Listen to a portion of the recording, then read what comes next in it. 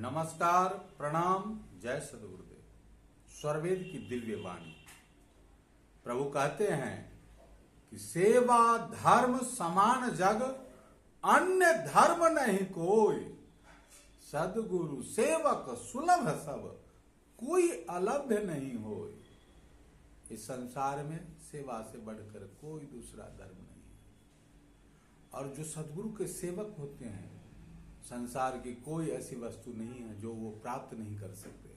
आगे क्या कहते हैं प्रभु कि ब्रह्म विद्या प्रचार का सदगुरु का जग काम, करे करावे ताहि को सोई सेवा सस नाम। इस ब्रह्म ज्ञान को, इसकी जो सदगुरुदेव का जो दर्शन है, सदगुरुदेव की जो हृदय की चेतन मणि है, इस ज्ञान को जो संसार में फैलाता है, वही सच्चा सेवक है।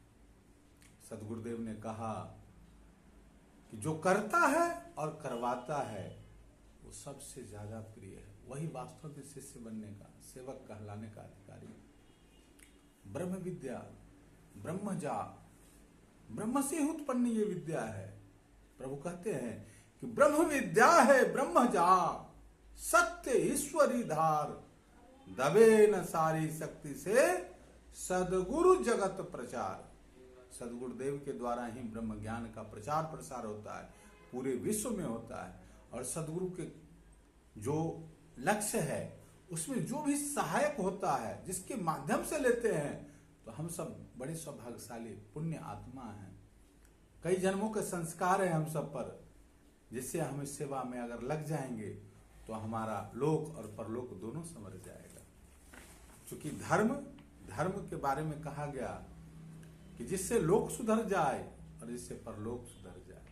तो सदगुरुदेव के सेवा से हमारा मन निर्मल होता है, मन एकाग्र होता है, हमारे अंदर शांति का खजाना जो है वो प्रकट हो जाता है। जो गुप्त है, जिस पर आवरण पड़ा है, वही एकदम बिल्कुल जैसे सूर्योदय होते ही अंधेरा गायब, वैसे ही सदगुरु सेवक को आत्मदर्शन होता है और फिर उस परमात्मा दर्शन की तरफ हम बढ़ते हैं। आत्मा से ही परमात्मा का मेल होता है, योग होता है। तो हम सब बहुत सौभाग्यशाली हैं। बार बार आप सबसे प्रार्थना है, विनती है, हम भी उसी रास्ते पर चल रहे हैं, आप भी चलें और जीवन को आनंददायी बनाएं। जीते जी उस परमानंद का रस ले लें। सदगुरुदेव साक्षात ब्रह्म के स्वरूप हैं, उनके चरणों में पूर्ण श्रद्धा रखें, प्रेम करें, प्रेम भक्ति सदगुरु करो। सदगुरु अलख लखाए, प्रथम मिलन गुरु फिर प्रभु, जन्म मरण दुख जाए। तो ऐसे सदगुरुदेव है। धन्यवाद।